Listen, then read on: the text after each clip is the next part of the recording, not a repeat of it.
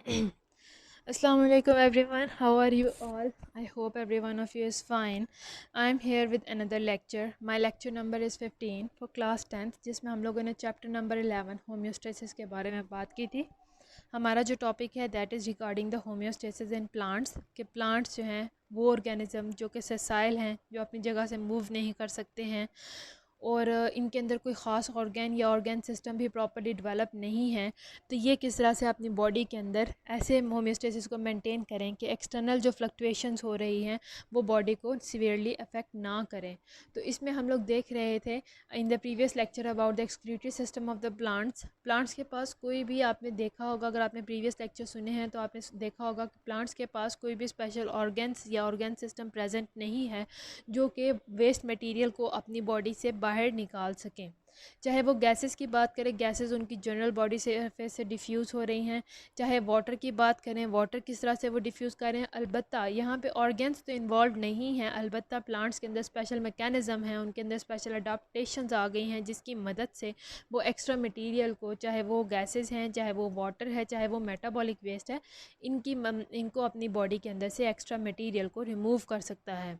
हमने बारी बारी तीनों टॉपिक के बारे में डिस्कस किया कि गैसेस किस तरह से रिमूव होती हैं प्लांट्स की बॉडी से, एक्स्ट्रा गैसेस जो हैं, एक्स्ट्रा वाटर प्लांट्स की बॉडी में हो तो गटेशन से, ट्रांसपायरेशन से किस तरह से रिमूव हो सकता है, और इसी तरह से अगर मेटाबॉलिक वेस्ट है तो वो प्लांट्स के अंदर क्या डिफरेंट अडाप्टिव फीचर्स आ गए, चाहे वो उस मेटाबॉलिक वेस्ट को एक हार्मलेस सिचुएशन कंडीशन में ला के उसको अपनी बॉडी के अंदर ही रख लें, चाहे लीफ फॉल के दौरान उसको लीफ के अंदर सारा साल उसको लीफ के अंदर ट्रांसपोर्ट करते रहें और लीफ फॉल के दौरान वो अपनी बॉडी से उसको बाहर निकाल दें। इसी तरह से वो रेजिन्स की सूरत में, गम की सूरत में, म्यूसिलेज की सूरत में, लेटेक्स की सूरत में अपनी बॉडी से एक्सक्रीट कर सकते हैं वेस्ट मटेरियल को। तो हमने प्लांट्स का जब देखा है एक्सक्रीटरी सिस्टम, तो हमने देखा एज़ कम्पेयर टू एनिमल्स या as compare to human beings, जो कि उनका डेली बेसिस है ह्यूमन बींग्स के अंदर एक्सक्रीटरी सिस्टम को अपनी बॉडी से बाहर निकालना, एनिमल्स के अंदर एक डेली बेसिस है एक्सक्रीटरी सिस्टम प्रोडक्ट्स को अपनी बॉडी से बाहर निकालना। तो प्लांट्स के लिए अगर एक्सक्रीटरी वेस्ट मटेरियल जो मेटाबॉलिक वेस्ट है उसको देखते हैं तो वो एक डेली बेसिस का वर्क नहीं है, बल्कि या तो उनको ईयरली वेट करना पड़ता है लीफ फॉल का, या फिर उनका बहुत स्लो प्रोसेस है as compare to other living organisms. तो इसीलिए प्लांट्स के बारे में स्टडी करना इट्स एन इंटरेस्टिंग टॉपिक कि किस तरह से उनके अंदर ऑर्गन्स अगर मिसिंग हैं, ऑर्गन्स अगर बने ही नहीं हैं, तो वो किस तरह से काम करते हैं डिफरेंट और होम्योस्टेसिस को मेंटेन करने के। आज भी हमारा टॉपिक जो है वो प्लांट्स से ही रिलेटेड है कि प्लांट्स, अभी तक हम लोगों ने देखा है प्लांट्स के अंदर एक्सक्रीटरी वेस्ट को किस तरह से रिमूव किया जाता है ताकि होम्योस्टेसिस बरकरार रहे। आज हम लोग देखने वाले हैं ऑस्मोटिक एडजस्टमेंट किस तरह से होगी प्लांट्स की, क्योंकि प्लांट्स जो हैं, अगर हम on the surface of earth plants को देखते हैं तो प्लांट्स जो हैं they are present almost on every different habitat in every different environmental condition. चाहे आप इसमें एक्वेटिक एनवायरनमेंट देख लें, चाहे आप इसमें लैंड की एनवायरनमेंट देख लें, एक्सट्रीमली ड्राई कंडीशंस देख लें, आपको हर तरह की कंडीशंस में प्लांट्स ज़रूर दिखेंगे, चाहे हाई अमाउंट में या चाहे लो अमाउंट में। तो आज के टॉपिक में हम लोग ये देखेंगे कि ये जो डिफरेंट कंडीशंस का सामना करना पड़ता है प्लांट्स को, जो डिफरेंट इन्वायरमेंटल कंडीशंस में सर्वाइव करते हैं, वो किस तरह से सर्वाइव करते हैं, उनके अंदर बॉडीली क्या चेंजेस आएंगी, उनके अंदर क्या अडेप्टिव मैकेनिज़म्स हैं जो कि उनकी बॉडी को एडजस्ट करने में हेल्प करते हैं with in that specific habitat या within that specific environmental condition. So on the basis of availability of water and salts, plants जो हैं उनको 3 मेन कैटेगरीज़ में डिवाइड किया गया है। फर्स्ट वन जिसको हम लोग स्टडी करने वाले हैं, those are hydrophytes. Hydro means water और फाइट्स मीन्स प्लांट्स, यानी कि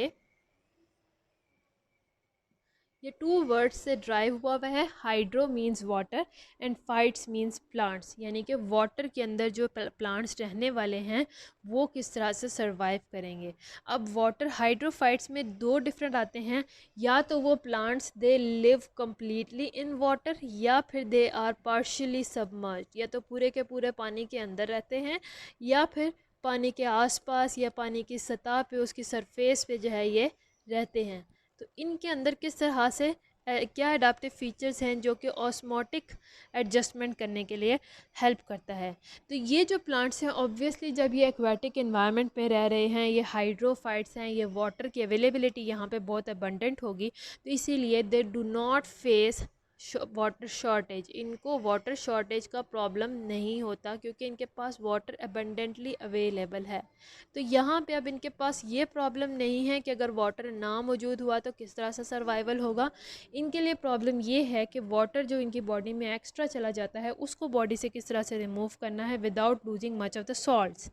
सो इसके लिए उन्होंने स्पेशल मैकेनिज़म्स डेवलप कर दिए हैं इनसाइड देयर सेल, क्योंकि यहाँ पे कोई स्पेशल ऑर्गन नहीं है जो कि वाटर के रिमूवल के लिए यूज़ हो सके। इसीलिए उन्होंने अपनी जनरल बॉडी सरफेस में अपने सेल्स में ऐसे मैकेनिज़्म डेवलप किए हैं ताकि वो एक्स्ट्रा वाटर को रिमूव कर सकें।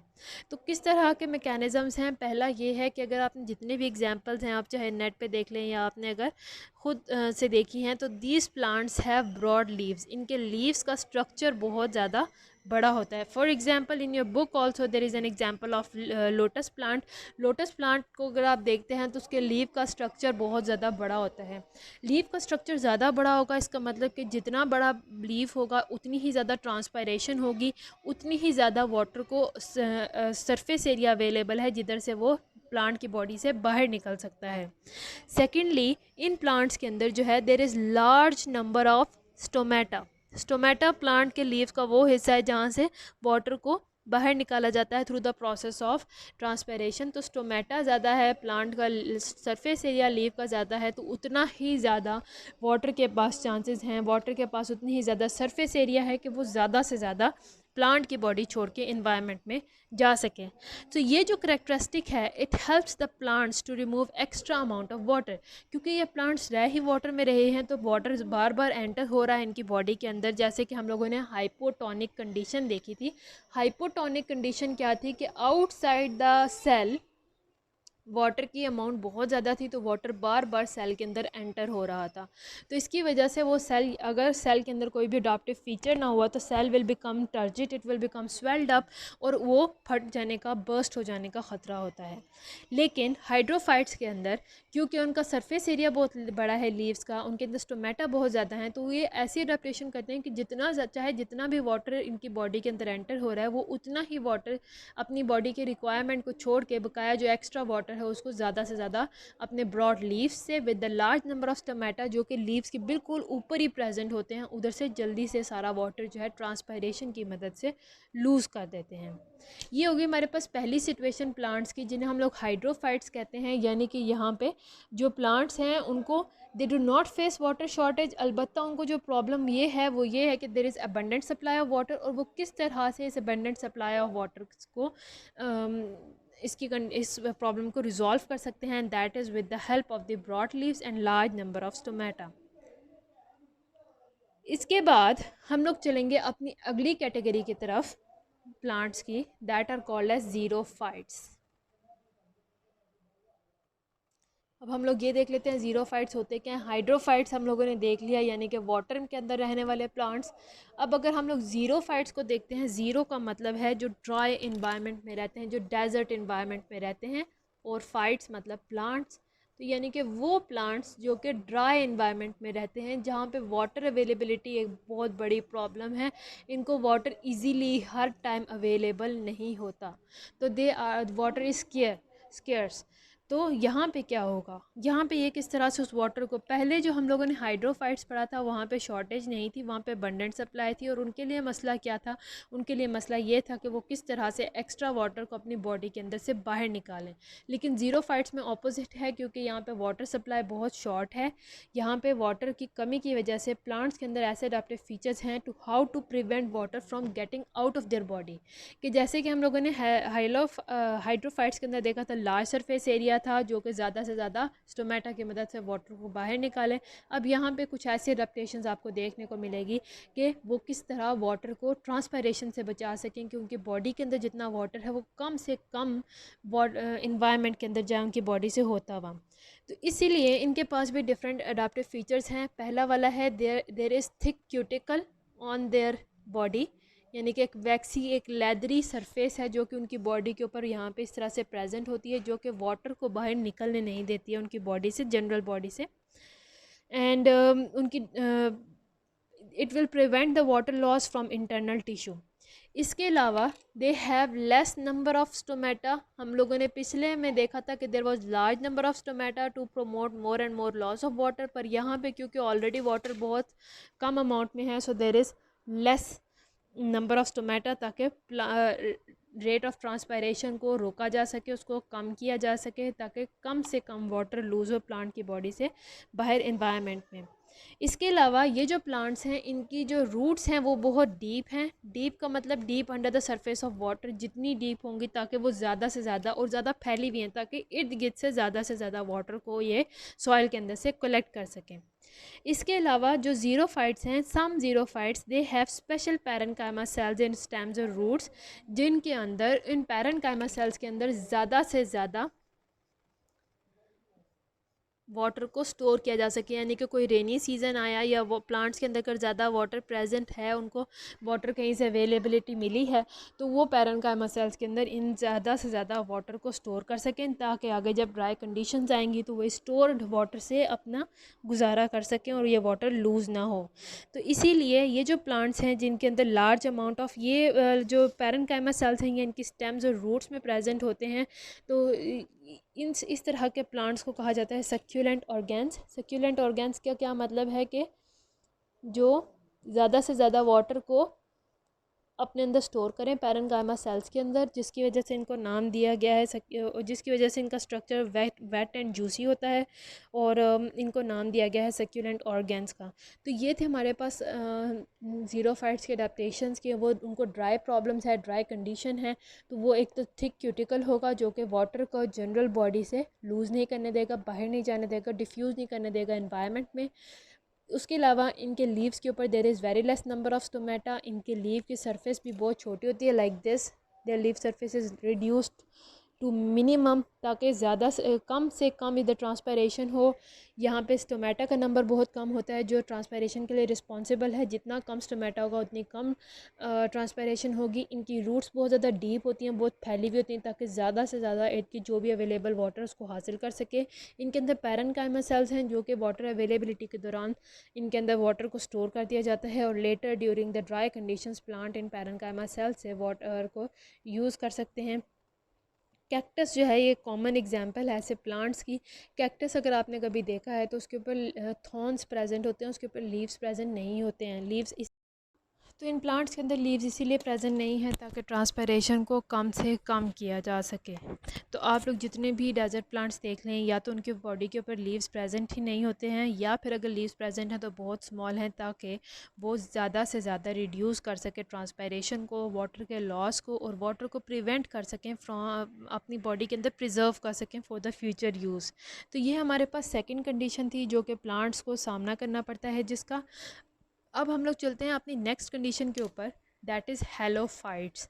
हेलोफाइट्स वो प्लांट्स हैं कि जिनके पास ना ही अबंडेंट सप्लाई ऑफ वाटर है, ना ही there is much shortage of water. मतलब वो इन दोनों कंडीशंस के दरमियान वाली कंडीशंस के पास रहते हैं। मींस ना ही उनको ड्राई कंडीशंस का प्रॉब्लम है और ना ही उनके पास अबंडेंट सप्लाई फ्लडिंग का प्रॉब्लम है। तो ये वाले जो प्लांट्स हैं इनके पास यहाँ पे मसला ये है कि हेलोफाइट्स वो प्लांट्स होते हैं जो कि वाटर के अंदर तो रहते हैं पर यहाँ पे फ्लडिंग नहीं हो सकती, इसीलिए because they live in the sea water. Sea water के अंदर रहने वाले प्लांट्स को हम लोग हेलोफाइट्स का नाम देते हैं। अब सी वाटर के अंदर जो प्लांट्स रहते हैं, यहाँ पे मसला क्या है कि ये सी वाटर जो है एक सॉल्टी इन्वायरमेंट है। सॉल्टी इन्वायरमेंट है यानी कि देखने में आपको ये पानी एक्वेटिक इन्वायरमेंट तो है, लेकिन इस इन्वायरमेंट के अंदर there is more number of salts than that of water. तो सॉल्ट जो है वाटर के अंदर बहुत ज़्यादा डिज़ोल्व्ड हैं। तो वाटर अगर प्लांट्स को चाहिए तो वाटर वो प्लांट्स अपनी बॉडी के अंदर जब लेंगे तो सॉल्ट्स भी उतने ही ज़्यादा उनकी बॉडी के अंदर एंटर हो जाएंगे, और सॉल्ट हो सकता है ज़रूरत से ज़्यादा हो जाए और वाटर कम हो जाए। तो इस तरह की कंडीशन में, सॉल्टी कंडीशन में, ये हेलोफाइट्स किस तरह से सर्वाइव करेंगे। So salts enter in the bodies of such plants due to their high concentration in sea water. यहाँ पे जो प्रॉब्लम आती है प्लांट्स को, that is hypertonic condition. Hypertonic condition क्या है कि inside the cell there is more water and less salts as compare to outside. बाहर जो है वाटर ऑल देखने में तो ज़्यादा है पर उसके अंदर कॉन्सेंट्रेशन सॉल्ट की बहुत ज़्यादा होती है. So there is less water and more salts. तो यहाँ पे अब कंडीशन क्या है कि जब भी वो वाटर को अपनी बॉडी के अंदर लेंगे प्लांट्स, तो साथ साथ सॉल्ट भी ज़्यादा से ज़्यादा उनकी बॉडी के अंदर एंटर होना शुरू हो जाते हैं. सॉल्ट्स की कॉन्सेंट्रेशन हाई हो जाती है. On the other hand water tends to move out of their cell to the hypertonic sea water. क्योंकि यहाँ पे वाटर मोर है इनसाइड, अगर कंपैरिजन किया जाए वाटर की परसेंटेज अंदर की तरफ मोर होगी, बाहर की तरफ कम होगी, तो water will go according to concentration gradient. वो हाई अमाउंट से हमेशा लो अमाउंट में जाता है. अंदर हाई अमाउंट थी कॉन्सेंट्रेशन के हिसाब से, तो बाहर लो अमाउंट थी, तो वाटर पहले ही इन प्लांट्स के पास कम है, लेकिन वो फिर भी बाहर की तरफ मूव करेगा, उनकी बॉडी से लूज़ हो सकता है. So when the salts enter into cell, जब इस तरह के सेल्स के अंदर सॉल्ट एंटर होते हैं, प्लांट्स का क्या काम है, वो they carry out the process of active transport. वो एक्टिव ट्रांसपोर्ट करेंगे और एक्स्ट्रा सॉल्ट्स को अपनी बॉडी के अंदर से रिमूव कर देंगे, बाहर निकाल देंगे. अब ये एक्टिव ट्रांसपोर्ट क्या है, यू कैन सी जैसे एक बस है, बस वो ट्रांसपोर्टिंग पीपल, बस या कैब जो होती है वो पैसे लेके वो पर्सन को या पैसेंजर को एक जगह से दूसरी जगह पे ट्रांसफ़र करती है. तो same is the case with the active transport. Active transport extra salts को रिमूव करेगी from inside of the cell to the outside environment. अब ये कॉन्सेंट्रेशन ग्रेडियंट के ख़िलाफ़ है. कॉन्सेंट्रेशन ग्रेडियंट का मतलब क्या है कि बाहर सी वाटर है, सी वाटर के अंदर ऑलरेडी बहुत ज़्यादा अमाउंट में सॉल्ट्स प्रेजेंट हैं और अंदर सेल के अंदर ऑलरेडी कम अमाउंट में है. लेकिन अगर ये सेल ने और सॉल्ट्स को बाहर निकालना है, क्योंकि अगर कंपैरिजन किया जाए सी वाटर का और सेल का, तो सेल के अंदर बहुत कम सॉल्ट है और बाहर बहुत ज़्यादा है. लेकिन ये जितना कम भी बेशक सॉल्ट है वो प्लांट्स के लिए ज़रूरत से ज़्यादा है, तो वो एक वेस्ट मटेरियल है जिसको प्लांट को अपनी बॉडी से बाहर निकालना है, अपने अंदर एक्यूमुलेट नहीं होने देना है. तो इस सूरत में प्लांट क्या करेगा, एनर्जी लगाएगा. जैसे हम लोग एक कैब को या फिर एक बस को फेयर देते हैं, पैसे देते हैं for going from one place to another, तो यहाँ पे हमारी बॉडी जो है एनर्जी का यूज़ करेगी इन लाइक मनी, ताकि वो इन एक्स्ट्रा सॉल्ट्स को जो उनकी बॉडी के अंदर प्रेजेंट है उसको एक कॉन्सेंट्रेशन ग्रेडियंट के ख़िलाफ़ होते हुए लेस अमाउंट से मोर अमाउंट में लेके जाएं. कॉन्सेंट्रेशन ग्रेडियंट का मतलब है मोर अमाउंट से लेस अमाउंट में जाना, लेकिन इसके ख़िलाफ़ मतलब लेस अमाउंट से मोर अमाउंट में जाना. तो यहाँ पे एनर्जी का इस्तेमाल होगा. सो